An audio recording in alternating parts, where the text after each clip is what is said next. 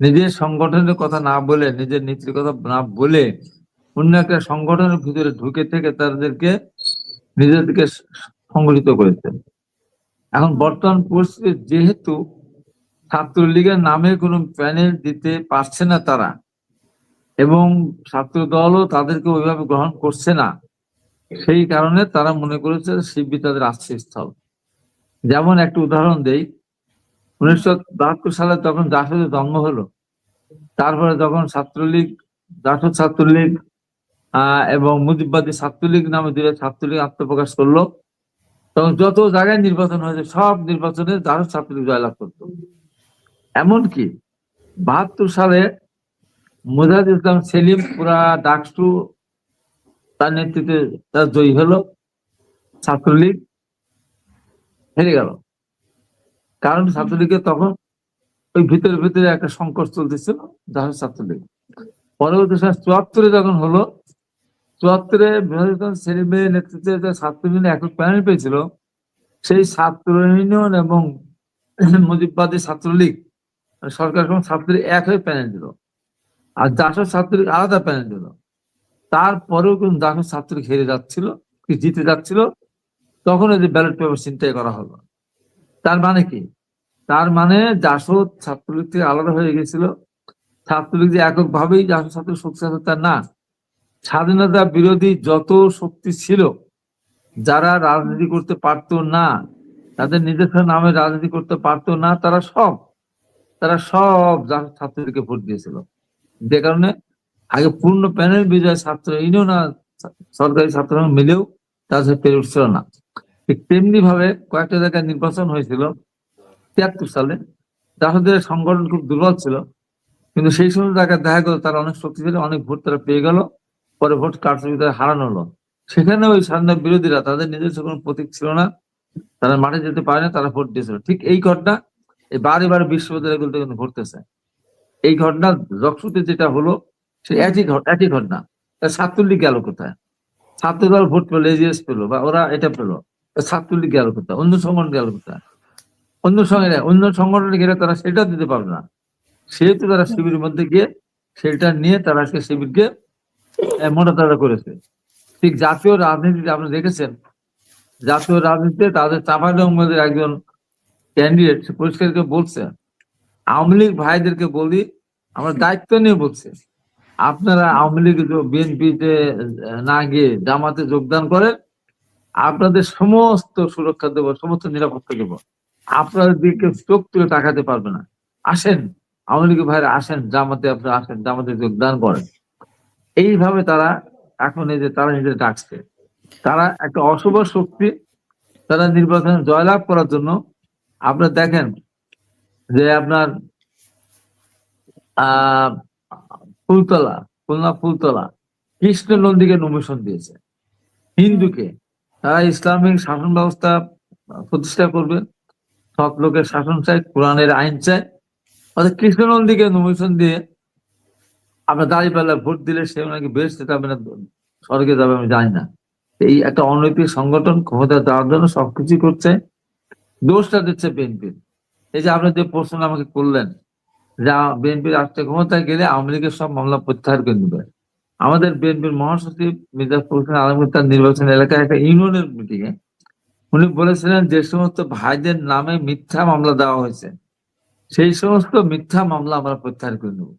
বলেননি যাদের নামে সন্ত্রাসী মামলা আছে, অস্ত্রবাজির মামলা আছে, চাঁদাবাজির মামলা আছে, বা দলের কোনো কাজ করতে গিয়ে হয়তো কোনো হত্যাকাণ্ড ঘটিয়েছে, সেই মামলার কথা বলেন নাই। আমাকে যে আপনি প্রশ্ন, যে কথাটা একই প্রশ্ন আমার ক্ষেত্রে আসে, আমিও কালকে বলি, যেটা আপনি বলেছেন আপনার নির্বাচনী এলাকায় ঈশ্বরদীতে, যে বিনা অপরাধে, বাট ম্যাক্সিমাম সংবাদ মাধ্যমে আবার এসেছে যে বিনা অপরাধটা বাদ পড়েছে, কিন্তু অনেক সংবাদ মাধ্যমে এসেছে যে আওয়ামী লীগের নেতা কর্মীকে গ্রেফতার করতে দেবে না, এই কথাটা আপনি বলেছেন। এটা খুব পরিষ্কার কথা। যে সাংবাদিকরা বলেছেন, এই সাংবাদিকরা বাংলাদেশের সব যে একরকম সাংবাদিক তা না। এই সাংবাদিকরা আওয়ামী লীগকে ডুবিয়েছে, এই বড় বড় সাংবাদিকরা আওয়ামী লীগ ডুবিয়েছে, এই পত্রিকায় আওয়ামী লীগকে দেশ ছাড়া করেছে, এই মিডিয়া ব্যক্তিরা, মিডিয়া যারা মালিক, তারাই আওয়ামী লীগকে দেশ থেকে বিতাড়িত করেছে, সেখান থেকে হেলিকপ্টারে পালিয়ে যেতে বাধ্য করেছে। আওয়ামী লীগ নেতাদের আজকে ভারতে যে বসবাস করতে বাধ্য করেছে এই পত্রিকার মালিক, পত্রিকার সাংবাদিক, মিডিয়ার মালিক, মিডিয়ার সাংবাদিক, এরা এমন ভাবে সরকারের বিরুদ্ধে পক্ষে কথা বলতো, বাস্তবতা তাদেরকে বুঝতে দিত না। ঠিক তেমনি ভাবে আমি পরিষ্কার করে বলেছি, যে সমস্ত আওয়ামী লীগের নেতাদের নামে মামলা নেই, অস্ত্রবাদী মামলা নেই, চাঁদাবাজির মামলা নেই, যারা অন্যায় করে নেই থানায় মামলা নেই, সেই সমস্ত নেতাদের গ্রেপ্তার করার জন্য প্রশাসন যে অন্যায়ভাবে টাকা খেয়ে, পয়সা খেয়ে গ্রেপ্তার বাণিজ্য করছে, সেইটার বিরুদ্ধে আমি বলেছি সেই অন্যায় আমি করতে দেব না।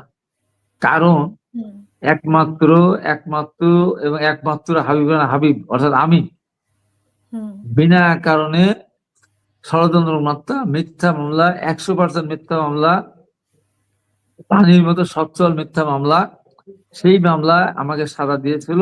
সর্বপ্রথম আমাকে টক শো থেকে ধরে নিয়ে গেল, গাড়ি ঘোড়া মামলা দিল, ভাঙচুরের মামলা দিল, মামলা চেসিস নাম্বার, গাড়ির চেসিস নাম্বার ছিল না, নাম্বার প্লেট ছিল না, মালিক ছিল না, আমাকে সাজা দিয়ে দিল। আমি তো এই কথা বলবো, আর কে বলবো বাংলাদেশে? আমি তো বলতে পারি যে কোনো মামলা ছাড়া। আপনারাও বলছেন, জামাতও বলছে, এনসিপিও বলছে, মানে আওয়ামী লীগের ভোটে টানার জন্য অনেক কথাই বলছে। তো সেইখানে আসলে মানে পুরোটাই তো একটা রাজনীতি, যে নির্বাচনের সময় আমরা রাজনীতি না। আমি প্রথম থেকেই বলেছি যে আমার সাথে তো আপনি অন্যকে মিলালে হবে না। অন্যকে তো যে কোর্টে দাঁড়িয়ে বলেনি, সবাই জানে আপনি অনেক না না, আপনার বুঝতে হবে তো, অন্যকে কোর্টে দাঁড়িয়ে বলেনি যে আমি যেটা বলেছি, যা দেখানো হয়েছে, যা শোনা সব আমি সত্য বলেছি। আবারও যদি এই ধরনের মিথ্যা মামলা দেশনেত্রী বেগম খালেদা জিয়া, তারেক রহমান এরকম একটা যুবদলের বিরুদ্ধে দেয়, সেই বিচারকের বিরুদ্ধে কথা বলতেই থাকবো 100 বছর জেল হলেও আমি পড়া করি না। আমি তো সে হাবিব, আমি তো জ্বালাটা সহ্য করে রেখেছি, বলতেই তো হবে আমাকে। আমি তো বলতে পারি, আপনি তো বলতে পারে না। যারা লুঙ্গির নিচে লুকিয়েছিল, যারা ছাত্রলীগের লুঙ্গির নিচে ছাত্রলীগ লুকিয়েছিল, তারা বললে তো হবে না। তারা তো সরাসরি বলছে, আওয়ামী লীগকে আহ্বান জানাচ্ছে, আপনারা আসেন, আমাদের জয়েন করেন, আপনাদের কেউ কিছু বলতে পারেন। আমি কি সে কথা বলেছি? যোগদান করার কথা বলেছে। এখানে আরেকটা ব্যাপার আছে, শুধু এটি না, আমার বলার পিছনে আরেকটা কারণ আছে। আপনি জানেন 2024 সাল নির্বাচন আগে আমি গ্রেপ্তার হয়ে গেছিলাম হাজাবের হাতে, তারপর জেলে চলে গেছিলাম সাদা নিয়ে। বাংলাদেশের রাজনীতি আমি, দেশনেত্রী বেগম খালেদা জিয়া সাদা নিয়ে কারাগারে গিয়েছিলাম। আর আমরা কয়েকদিন, আমি অন্য কেউ যাই না, আমি সর্বপ্রথম সাজা নিয়ে, 2টি মামলার সাজা নিয়ে আমি জেলে গিয়েছিলাম। আর কেউ যায়নি বাংলাদেশে, অর্থাৎ গ্রেপ্তার করে নিয়ে যাওয়া হয়নি, কেউ সারেন্ডার করেছে, কেউ ওইভাবে গিয়েছে। আর আমি অ্যারেস্ট হয়েছি, আমি বলেছি সাজা মানি না, সরকার মানি না, বিচার মানি না, যেটা অন্যায়কারী। আমি গ্রেপ্তার হয়েছি। তারপরে আমি জোর বলি, সেই কারণেই আমি বলেছি যে যাদের বিরুদ্ধে মামলা নেই, আজকে 16 মাস তারা বসবাস করছে, দোকানদারি করতেছে, বাঁচছে, ঘিরছে, খাচ্ছে, ঘুরছে, ফিরছে, কেন আজকে তাদের গ্রেপ্তার করার কথা? তারা তো মানে সন্ত্রাস করতে যাচ্ছে না, তারা তো কোনো জায়গায় চাঁদাবাজি করতেছে না, তারা তো কোথাও অস্ত্রবাজি করতেছে না, তারা কেন তাদেরকে আপনি গ্রেপ্তার করুন? তারা কি দেশের মানুষ না? আমি এই কথা বলেছি।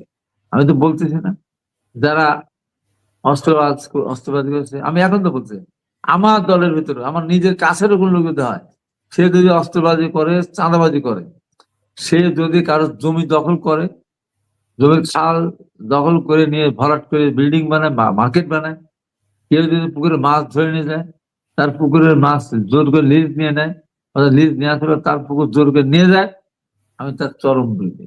কেউ যদি কারোকে আটকে রেখে টাকা নেয়, কেউ যদি কারোর ব্যবসার সাথে পার্টনার জোর করে হয় এবং হয়ে একটা পর্যন্ত ব্যবসা নিজেই খেয়ে ফেলে, কেউ যদি না ব্যবসা আপনি করেন, মাসে মাসে আমাকে আপনাকে দিতেই হবে, আমি তার বিরুদ্ধে। তার জন্য যত দূর যাওয়ার দরকার, যা কিছু করার দরকার, আমি সেই